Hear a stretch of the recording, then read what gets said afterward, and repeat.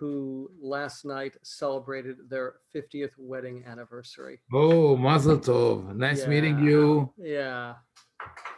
Mazel Tov. You know, I tell my wife, it's really important to pick your parents well. Yep. And she did an outstanding job of it. So there you go. All Speaking right. about, yeah, go ahead. All right. So let's do the text. Okay. Yom Ahad Hakasahi Rabbi Yohanan beyardana. So one day, Rabbi Yohanan was bathing in the Jordan River. If anybody wants an explanation of the Aramaic as we go, or we'll do it in short order. If you want to do grammar, we can do grammar too. Hazye Resh Lakish ushvar liyardana abatzrei. So Resh Lakish saw him and jumped into the Jordan after him. The text doesn't tell you everything you need to know. It lets you fill in the blanks. And if you don't have the blanks, you get Rashi, you get Chaim, you get me to fill in you get Steinsaltz to fill in those blanks. So, Amar le, Halech leoraita. So he said to him, Rabbi Yochanan to Resh Lakish, your strength for the Torah. Here they have it as your strength is fit for Torah study. And on this, Professor Boyarin of Berkeley goes ad nauseum on what that means, what this all means, but in particular what that phrase means. Amar le shufrach l'nashe. So Resh Lakish said to Rabbi Yochanan, your beauty is fit for women. Hold on a sec, please.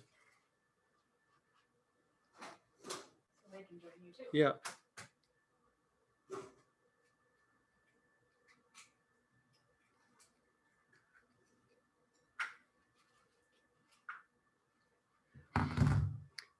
So from those words, shufrach l'nashe, Professor Boyarin, and from other texts, that Rabbi Yochanan is effeminate, beautiful, but in a feminine way. He's going to draw more broadly from that particular, but let's continue on the text. Amar le, I hadrat bach yahivna lach achwati deshapira minai. If you return literally into yourself, if you come back, implying they'd had a former relationship, maybe not, I will give to you my sister, who is more beautiful even than I am. Okay, and we'll see that this plays out, and she actually becomes one of the central figures of this whole story. Kabel ale. So he accepted upon himself. So he said, okay, yeah, I'll do that. Ba'e lemedar la'atuye mane wela matse hadar. He went back to get the word here is clothing, his objects. I would argue that it means his weapons, his armor, whatever it might be. And he wasn't able to carry it. So something in the course of accepting upon himself to become a Torah scholar weakened his physical strength. Excuse me again for a moment.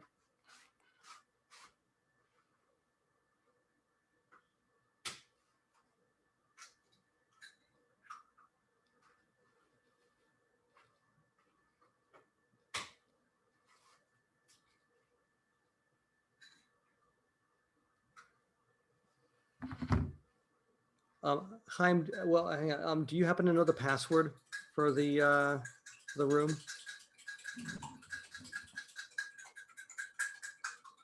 All right. Well, all right. So that's the beginning of this text. This is the meeting moment between the brothers-in-law Resh Lakish and Rabbi Yochanan. So the story's already odd, to say the least. But let's keep going. Akriye, so he taught him to read. Va'atniye, and he taught him Mishnah, Matnitin. I already declined it. Yes, please. Va'ashave, ushvaye gavra rabba, and he turned him into a great man. He transformed Resh Lakish, the bandit, the gladiator, depending on how you want to read the text, and he made him into a fine scholar. Yom Ahad, another one day, Havu Mufalgi be Midrasha. They were disputing in the Beit Midrash. So the question is the following baraita.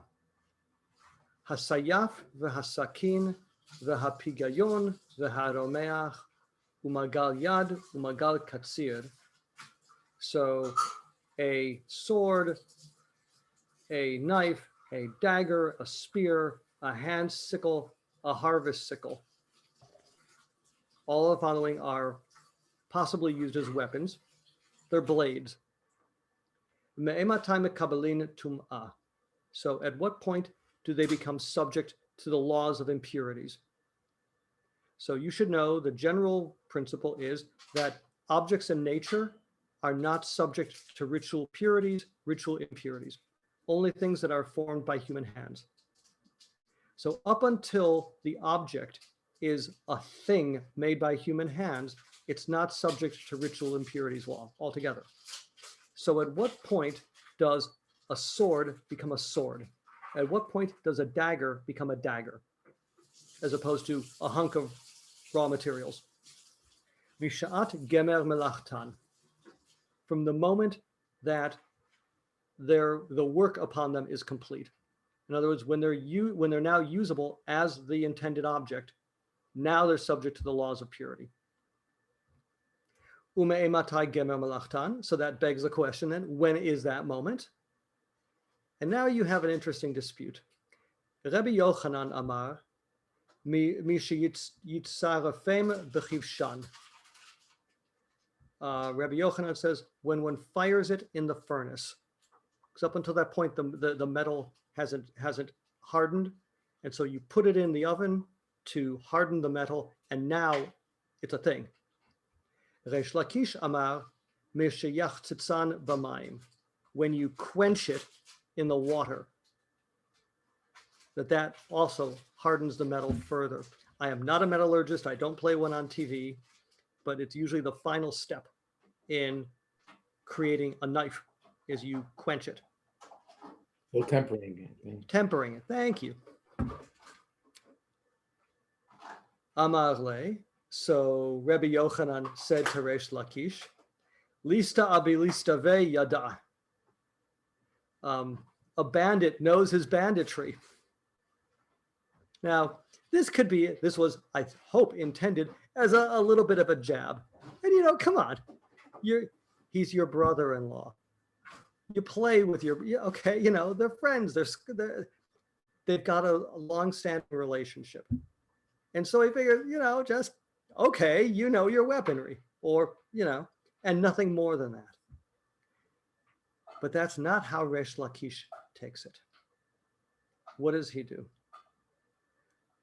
Amarle. So he said to him, Umay ahantli.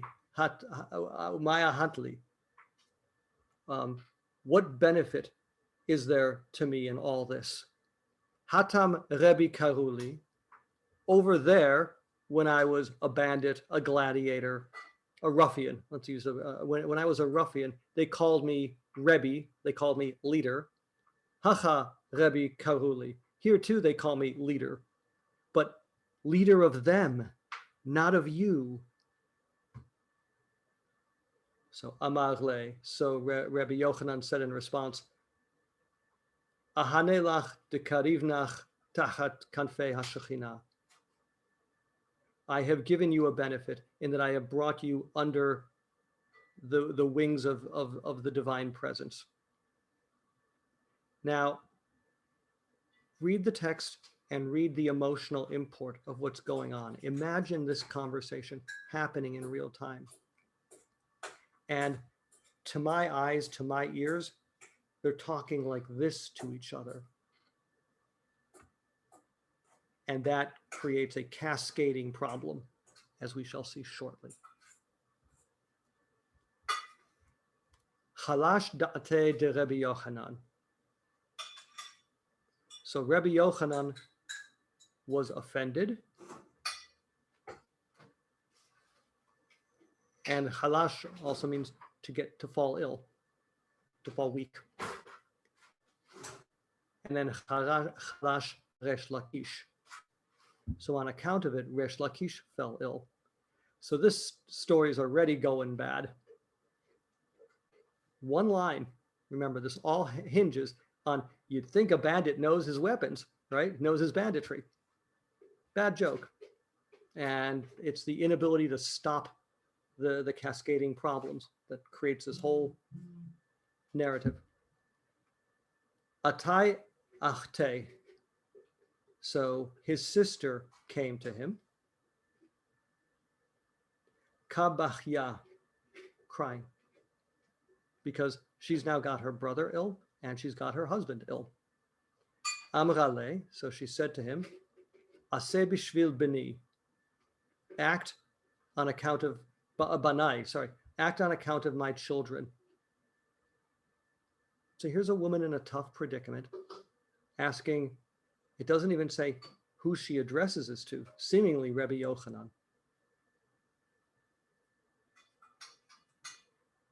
Amar la, so he says to her, a verse from Jeremiah, Azva yutumayich ani achayeh.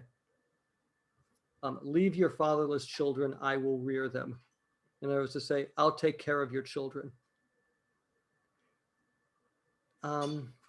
Anybody here disturbed by this answer?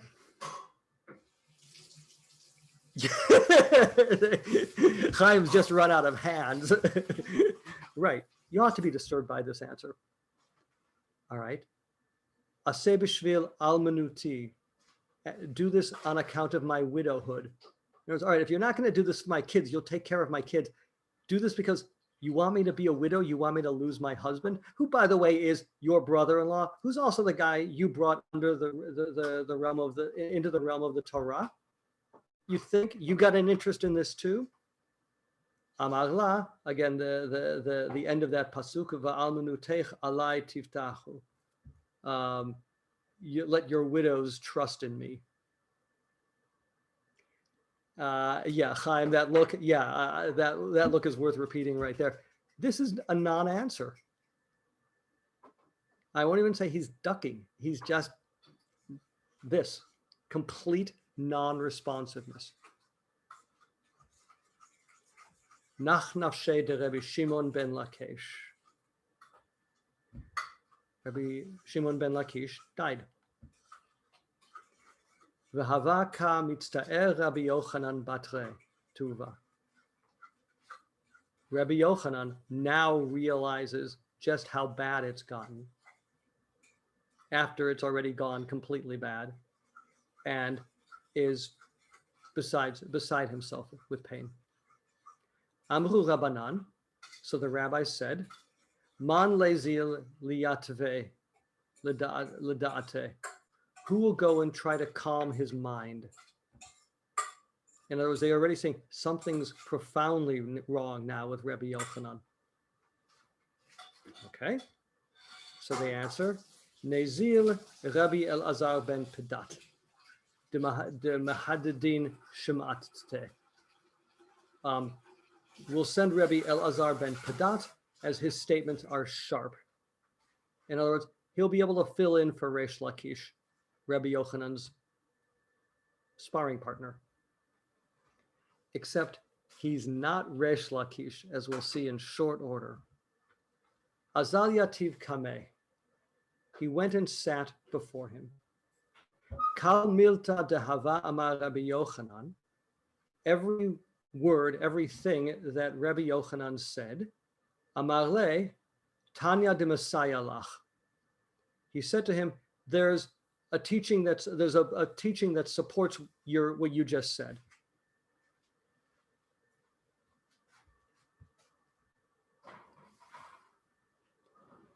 Amar, at kibar Lakisha?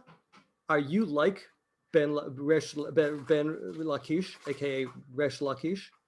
Bar Lakisha, ki hava amena milta. Resh Lakish, when I would say something, hava makshile esrin va'arba kushyata. He would come up with 24 problems with everything I said. Umaferkina le esrin va'arba peruke.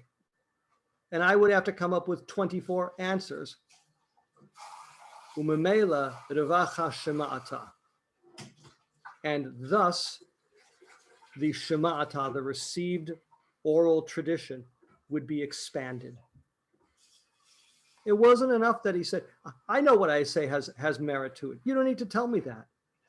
I need you to challenge what I say, like Resh Lakish did, because it's that challenge that expands knowledge, that expands the Torah. Va'at amrat Tanya de Messiah, and you say there's something that supports you. Atu lo yadana de shapir ka'amena. Do I not know that what I say is well said? There was, thank you. I already know that what I have something to say, but you're not being helpful in the slightest. Remember, this is one of the guys who they think is one of the sharpest minds they've got, who can keep up with Rabbi Yohanan. And it's not that he can't keep up with Rabbi Yohanan. He doesn't get what makes Rabbi Yohanan the way Resh Lakish did. And then the story ends. Hava ka'azil, v'kara maneh, v'kab bachi. He went around tearing his clothing, weeping. V'amar, Heicha at bar Lakisha, Heicha at bar Lakisha. Where are you, the son of Lakish? Where are you, the son of Lakish?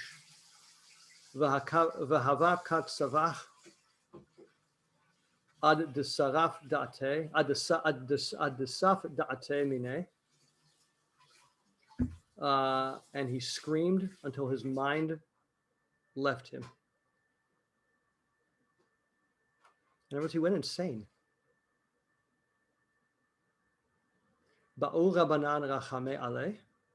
The rabbis requested compassion upon him. V'nach nafshe. And so Rabbi Yochanan passed away. That's the story.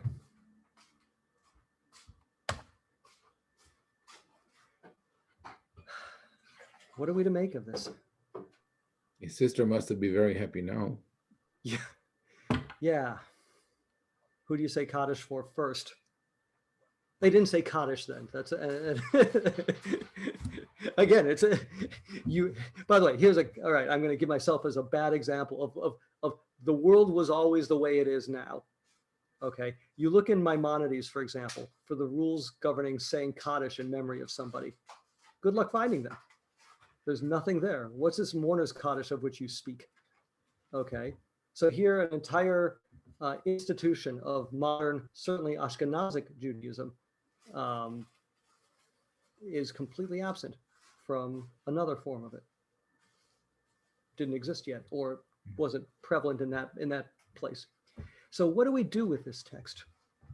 So first of all, Boyarin, I've thought a lot about it since the conversation you and I had, Chaim, over this very issue of Boyarin's read on it. Boyarin's read is essentially that the rabbis are trying to create a new model of masculinity in response to the Greco-Roman version of it. Because the Greeks and the Romans, masculinity was about power, as it was arguably in biblical Judaism. I mean, the word gever and the word gevura, are masculinity and strength, are profoundly connected. And the rabbis, being on the tail end, as we did last week, my Chanukah, of warfare and destruction, we're trying to create an alternative model for how to create how to live masculinity and how to create a very different civilization than the Greeks and the Romans had created before them. I don't know if that's an overreach. intellectually from this text. There are other texts that speak of Rabbi Yochanan's beauty, but of course, there are other texts that speak about the beauty of Rabbi Yehuda as well. The Talmud's not afraid to describe male beauty in what are today we think of at least as prototypically feminine terms. I don't know if it's an overstatement of the case. He may stretch it a bit, but the text is interesting in that, yeah, in that moment where Resh, the opening salvo, where Resh Lakish thinks Rabbi Yochanan is a she and tries to have his way with her. And that initial, not just don't hurt me, but I want to remake you. You can be something more than you are. That's not the kind of thing most people do under that kind of pressure. But my wife just said, but he doesn't apologize. The text, like the Tanakh, the text doesn't tell us everything. That, by the way, is a part of the way Israelite culture differs from the Greeks and the Romans, is you read Iliad, you read Odyssey, and it goes at length, it goes to details. The Torah doesn't give you details. If the fact that a person has a name, for example, means that the person is significant. You know the guy on the road that Joseph runs into when he's trying to find his brothers, and he gives them directions, and if it isn't for that guy on the road, the story never happens the way it did? He doesn't have a name. Lot's wife doesn't have a name. The wife of Potiphar, that's a pretty significant moment in the text at the end of Genesis, doesn't have a name because they're not significant enough to have a name. This woman in this text doesn't have a name. She's the sister of Rabbi Yochanan, and she's the wife of Resh Lakish. But in some ways, she's also the star of the show because she's the one who's got the sense of humanity. She's the one trying to stop the disaster that's happening because these two great men can't figure it out.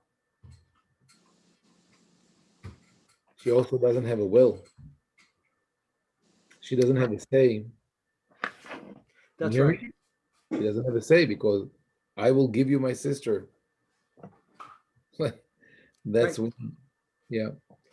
You can only reread that so many. There are only so many ways you can try to force read that into something that's not.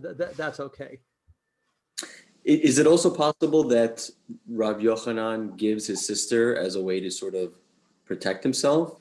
Because it seems like Resh Lakish approached him in the river, potentially putting Rav Yochanan in harm. And you bet. So yeah, the Talmud doesn't have to tell you that Resh Lakish thinks that Rabbi Yochanan, that Resh Lakish thinks that Rabbi Yochanan is a she, and that this is a potential act of rape.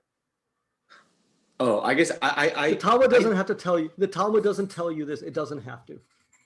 That's so, what your beauty is shufrach lenashe. Your beauty is like to women's. He's saying, oh, I thought you were a she, and therefore I can have my way with you because I'm Resh Lakish, the ruffian, the gladiator, what have you. Yeah. It doesn't have to tell you that because that was understood. And by the way, we don't find that disturbing, in its own right. Yeah, as my wife Michelle said, there's not even an apology for it. Apologize to whom? Like, oh, the only reason it's not okay to rape Rabbi Yochanan is because he's not a she. If he's a she, then it's okay. That's one apology. Who do you apologize to? So the story is really it's complicated.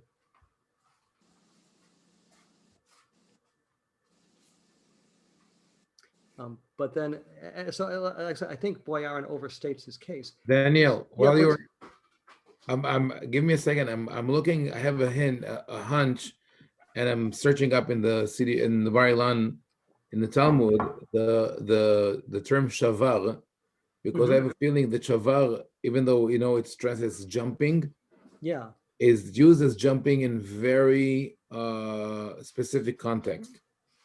So I'm looking it up now. I'll tell you in a Huh. second. I, Okay. I looked up the verb to get the pronunciation properly in the Aramaic and to make sure there was an Aramaic and Hebrew verb. But I'm looking it now. I'll okay, because I simply assumed that rivers descend down, you jump over whatever it might be to get to your intended target is.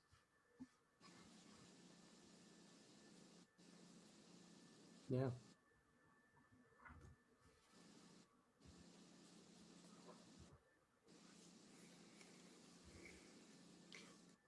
So by the way, can we stop recording for a moment on this?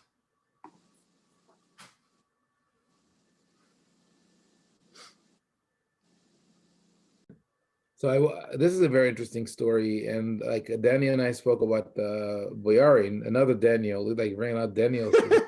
There you go. There is a certain agenda in the way he interprets many texts in the Midrash, in the Talmud and the Midrash. I think there is legitimacy to the claim that the rabbis, even though we might take it to an extreme, that the rabbis are creating, it's very interesting, creating an alternative to the Greco-Roman model of masculinity, but not necessarily masculinity as much as of strength. What is true strength? What is true beauty? But I read the story, and I noted more today with your reading, as revolving around two main axes. One is identity, and the other one is relationships. So identity is what made everything break apart. Because when Rabbi Yohanan told Resh Lakish, let me introduce you to the Torah, he told him, I'm going to give you a new identity. When he says, Helech leoraita, he said, you have amazing potential. I want you to take it and channel it towards the Torah. And with that, you will find your true identity, your true self. When he tells him, you are still a marauder, right? You're still a bandit. He basically says you didn't change. You didn't get any new identity. And he negates everything that Resh Lakish, because that happened later in life. He already has children. They already have Havuta, who knows how many years into their relationship, right? And basically said, you didn't change. You didn't get any new identity. You're the same person. And to that, Resh Lakish response is, yes. What you're saying is my true identity is a leader. I was a leader before. I was a leader now. Only the vehicle changed, but you didn't contribute anything to me. And to that, Rabbi Yohanan responds, I brought you in, I brought you closer, meaning you were in the wrong place. I plucked you out of it and brought you under the wings of the divine presence. So here, and it could be that something that was hidden for many, many years, that sense of ownership that Rabbi Yohanan has over Resh Lakish, and that's something that you find a lot in the Kiruv world. I own you because I made you. And if you want to be like, more, symbolic, and that sugya that they were fighting over, what is the finish? How do you finish a blade, all right? Something that would work for its purpose. Is it when you pass it through fire or you pass it through water? So maybe there's something there. Now, the other thing that I'm thinking of is relationships. What the text does here, and I think here Rabbi Yohanan is the central figure, is the relationship system that he has. Because it could apply also to the first part where he tells Rabbi Resh Lakish, this is not the relationship is with God. Like with studying Torah, you connect to God, and humans are just tools. Our relationship with humans are just a tool for us to get closer to God. And that's why he tells him, I brought you under the wings of the divine presence, right? Now you're closer to God. But when his sister comes to him and says, what about me being a widow? It's like, it's not important. She's closer to you.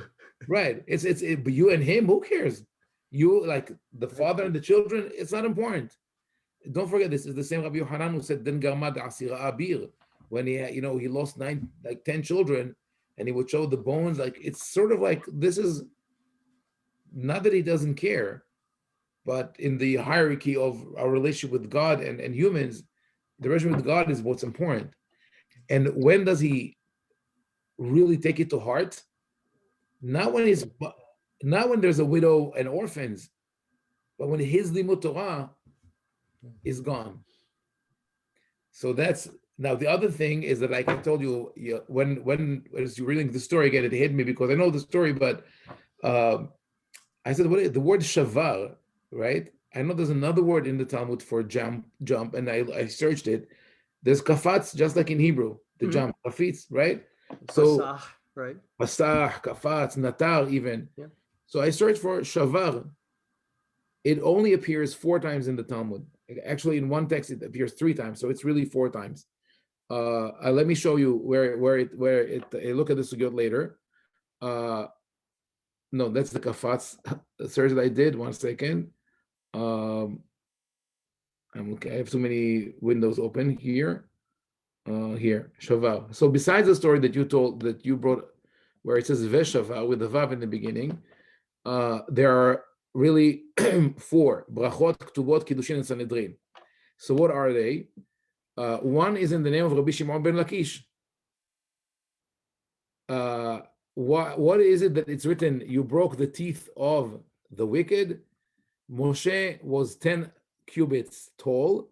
He took an axe 10 cubits long.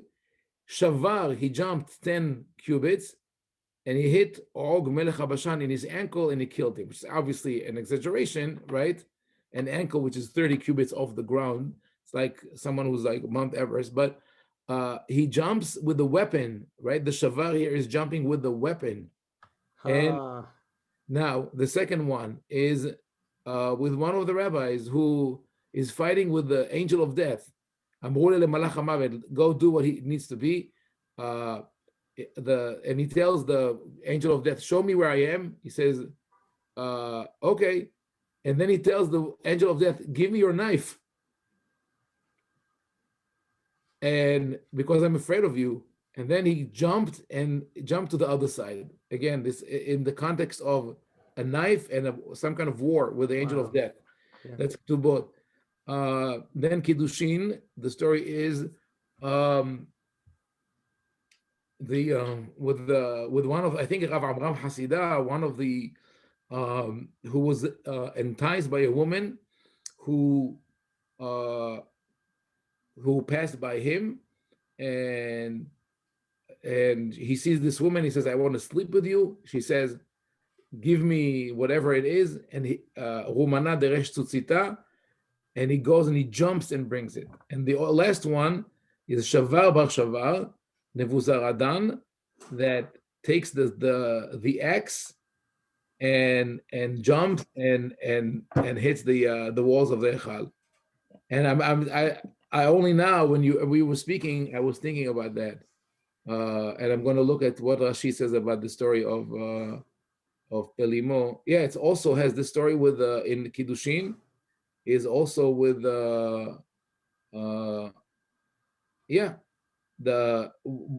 with the knife. That when she asked him, this woman who he is aroused by, says, go give me that little branch on the top of the palm tree, and he jumps and he cuts it and he comes down.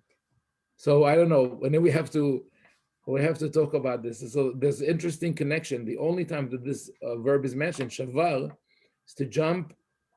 It's almost like maybe Olympic Games, That's it. That's wild, so right? The things you can learn from this. First of all, the text that you've learned 99 times, you have not learned as well as a text you've learned 100 times. So going back and seeing a text in a different light, yeah. Can you learn things from a single word in a text? You betcha. Ask me sometime, I'll do a halacha on biblical left-handedness. I'll give you a hint. It always deals with the military, and it always deals with the tribe of Benjamin. And you got to get the language there to see that. But you're muted, Chaim. I said it's interesting that there are Ben Yamin and there are Iter Yad Yamino. Yes. Huh. Wait, you're telling me Binyamin is a joke name or is a code name? You know, that we're going to call them the children of the right hand, even though they're genetically predisposed to be left-handed. That might be used as an unconventional weapon on the battlefield. Yeah. I'm Yeah, no, shocked. yeah, you're right. And that's why they were purged. Right. Exactly. And so, yeah, wow, that's great. And it's seeing the nuance, the subtlety in the text. And that, yeah, Rabbi Yohanan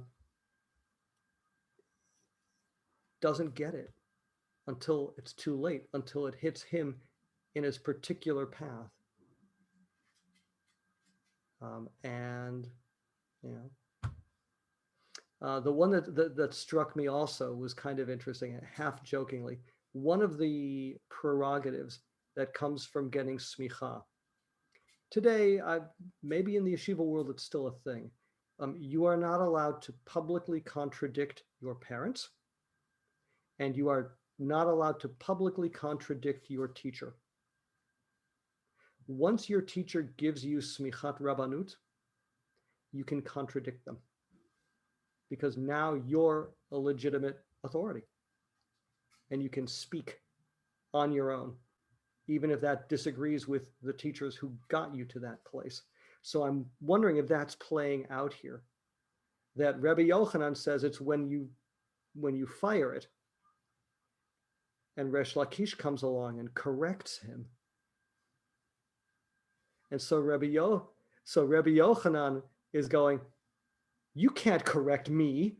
I'm the guy who made you. And it gets back to, you know, as you put it in the Baal Tshuva movement, I'm the guy who made you.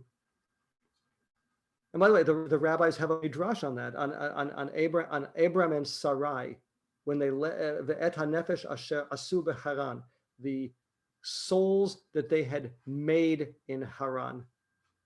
And the commentaries, particularly the Zohar there, and yes, you're hearing me quote the Zohar to get shot of the text, says that it means that they made converts in Haran to this new crazy monotheistic faith.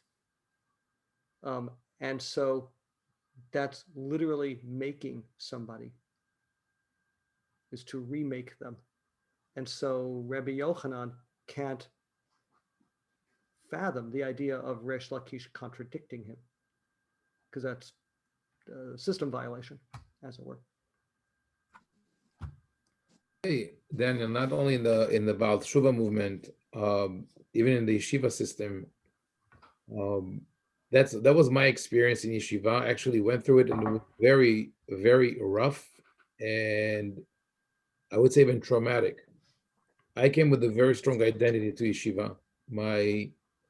My upbringing under my grandfather's tutelage, it was a Talmid Chacham, it was a social activist, it was a philosopher, true Sephardic scholar who told me not to be a rabbi. I should have listened to him. And then I got to yeshiva because he passed away when I was 17, and I was I was vulnerable, and the rabbis used that opportunity to push me into a black hat yeshiva, and I was fighting them for a while. The ideology, I liked learning. I argued with the Rosh Yeshiva. I studied Havuta with him, Rabbi Baruch Medan, the brother of Rabbi Yaakov Medan from the Gush. We were Havuta. But eventually they won. And when I looked back at the process, not only what was done to me, but to other yeshiva boys, that is exactly the process of, and actually I had the same experience later on in the army. And that is, we will break you and remake you. And when we remake you, we own you. That's ownership. the army is definitely that. You break the will of the soldier until they have no identity of their own, and then they become the army is the what gave them their identity. Same thing happened in the yeshiva. Same exact thing. And people who can break. I broke away from it because I had like I said, my grandfather's upbringing. But if you can break away from it, you become subjugated to it. And I see it here also, like you said, with Rabbi Yohanan, he says, "Oh, you're still there in your listut, in your banditry." I took you out of there, but I'm just saying it's all over the religious world. The beginnings of all fascism. Oh wait, we're still being recorded. I can't say that.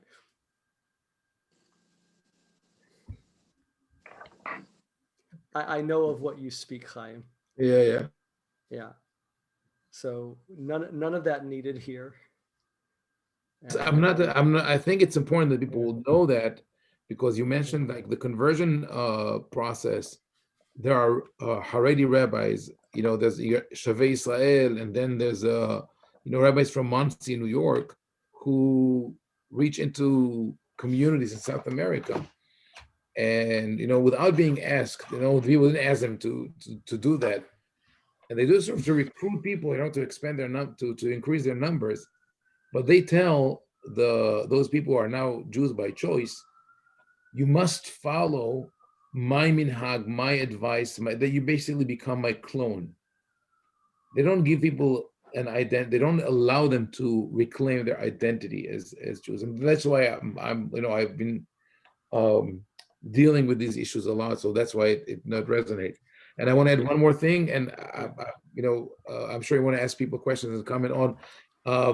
When we're all shocked by the story of Rabbi Yohanan telling his sister, okay, you'll be a widow, so who cares? Or the kids will be orphans, and we might frown and say, okay, that's an exaggeration of the Talmudic story, which it could be. But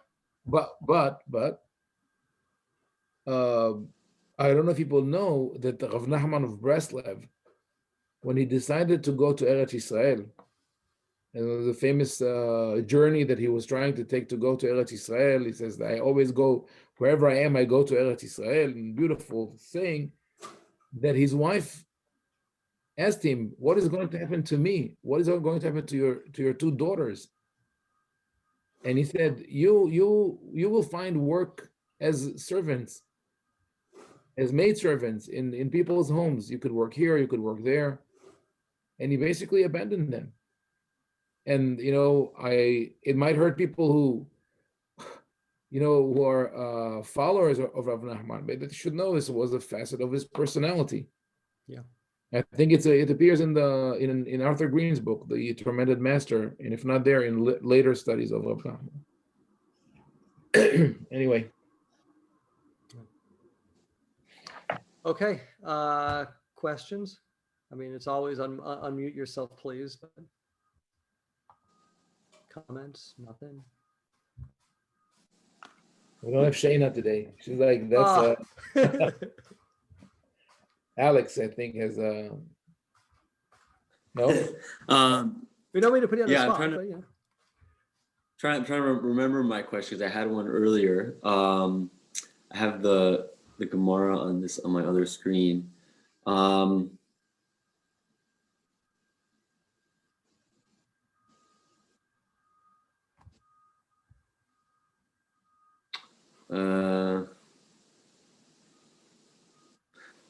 So I'm still kind of fixated on that moment where they meet in the river, and like what exactly happened there. Like Rabbi Yohanan, did he see potential in a Resh Lakish, or was he was it just completely out of self-defense that he sort of just says, okay, here, take my sister?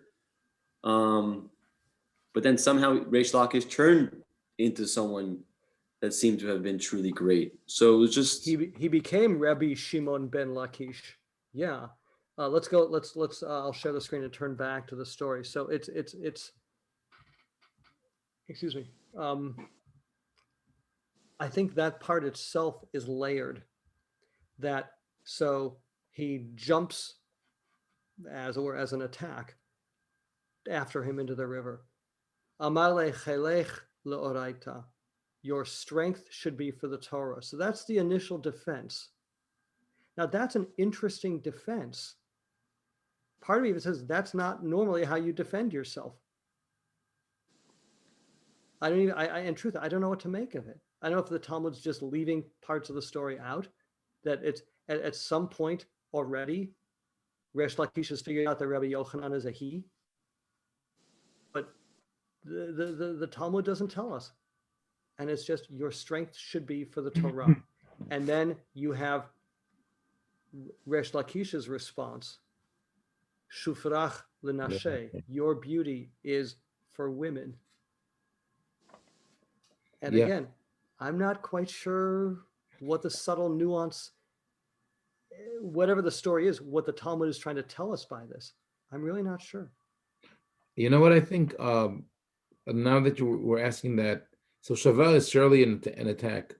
So when Rabbi Yohanan says, your strength belongs with the Torah, actually it resonates with what Daniel Boyarin says. Rabbi Yohanan is unfazed. He's not scared. Right. He sees this like, bodybuilder or whatever, armed to the teeth. Maybe there's a knife between his teeth, jumping into the river.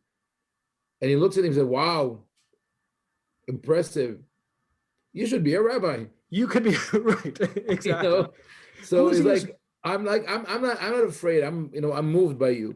Okay, yeah, you should be a rabbi. There was a former Mr. Israel, like a bodybuilder. Yeah.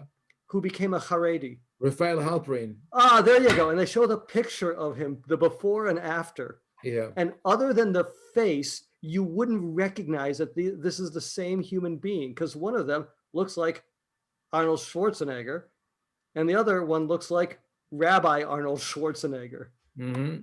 What, you call that Hagba? I'll show you how to do Hagba. Come on, you girly chassid, right? But yeah, so he's that's why I said it's not a defense. He's not intimidated. You call that masculinity? Mm. It's in some ways Rabbi Yochanan is saying, I'm now the definition of masculinity. An effeminate Torah scholar. And that's part of, I think that's part of the Talmud's messaging that Boyarin picks up on here. So the Shufrach l'nashe has been taken by a lot of folks in terms of gender bending, transgenderism, and what have you. But I mean, it's interesting that this is the response of someone who was however long before, 30 seconds, 5 minutes ago, attacking him. And now it's a different conversation that's happening. And then there's, if you return, I'll give you my sister who's more beautiful even than I am. So of course now Rabbi Yochanan recognizes his own physical beauty. He said, you think I'm cute? We got cuter. And then the part that Boyarin really gets on, and again, I didn't do this when we first did the text. When he goes back to retrieve his armor and he can't lift it, that the very act of returning to Torah weakens you. It because that process has already begun. You can't be a ruffian and a Torah scholar. Those are incompatible. Choose one and choose wisely. Mm-hmm. Where does it say that he couldn't lift? Ba'el le'me'edar, he wanted or tried to return la tuye mane, to take his things, his clothing, but I think here it means his armaments. Velo matzeh hadar, and he wasn't able to go back. So I think it's about the jumping. He wasn't able to jump back. Okay, so Boyarin reads it as he didn't have the physical strength anymore. Yeah, I heard it a lot, again, going back to yeshiva, right? Yeah. They loved using the term Torah mateshet koho shel adam. The Torah drains your power. And I think this is really where they have this confrontation with the Greek culture, No, today I had to beg my son, who was in Lakewood. I begged him to take a couple of days off from yeshiva and rest because he doesn't sleep. He doesn't, he is like draining his energy, and I know it's not healthy for him. Chelech leoraita. You need to be strong to be able to do this Right, stuff. but Yeah. that becomes an ideal. I mean, you have to. I remember, that when I was, in yeshiva, Rabbi Medan would say, when they would say the shmooze, right, and he would say, "You think that you're great heroes, that you stay in the study hall in the Beit Midrash till 12 midnight, 1 a.m. We would stay whatever, and we would crawl to bed. And then when he says, when I told my Rebbe that this is what I did, he says, oh, you still had the energy to crawl to bed, right? So basically you have to fall asleep wherever you are, and like it's and uphill into the wind, both directions. Yeah. And then I opened one of the Shalot Shuvot of Rabbi Meshash, I think Haim, in the very beginning. He says the true way to be a matmi, to be a devoted person in learning and studying, is to sleep on time, eat on time, study on time, learn. You have to take care of your body. Yeah. But it became such an extreme. It's almost like you're fighting your body, and I think also it came, sorry to say, from some what started as maybe an anti, assimilation or anti-Greco-Roman culture thing, was taken over by some people with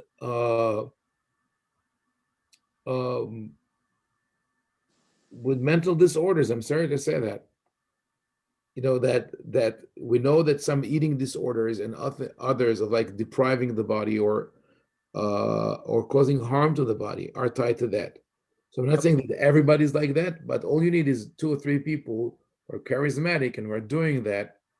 And we know that in Christianity you also find among monks and nuns people who would fast endlessly or to eat things that were not edible. So then people would praise them, but that's not the way of life. It doesn't have to be mutually exclusive.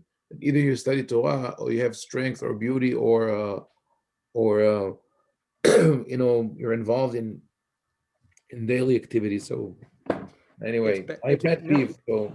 It's trying to achieve that balance. Yeah. And so sometimes for me, it's recognizing the partial truth of both sides of this argument. I remember I was in a Haredi shul on Hanukkah when the rabbi there said that, the Maccabiah games were coming up. And he said, they have the audacity to call it the Maccabiah. The Maccabees would be horrified at Jews participating in Greco-Roman sports in their name, the sheer chutzpah of the Zionists. Yeah. And much as I want to say, what century are you living in? Part of me goes, Nebuch, he's right.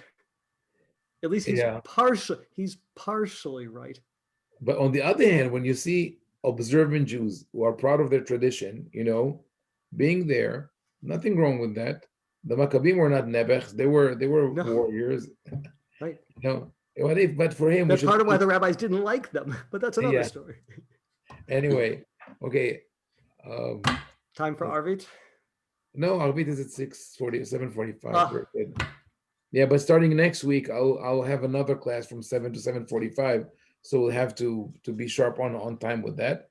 But I think, I see that you wrapped it fine. And you want to add, people want to add something. That was thank you, Rabbi Vaisrub, for going through this sugya, opening it up. It was really enlightening. Show you that. Yes, thank you. I enjoyed it. All right. We'll see you guys next week. Thank you. I enjoyed it as well. Thank you. Can you stop sharing screen so I could say goodbye? Oh, sorry. My apologies. No worries. I'll stop the recording. Laila Tov, everyone. Laila Tov.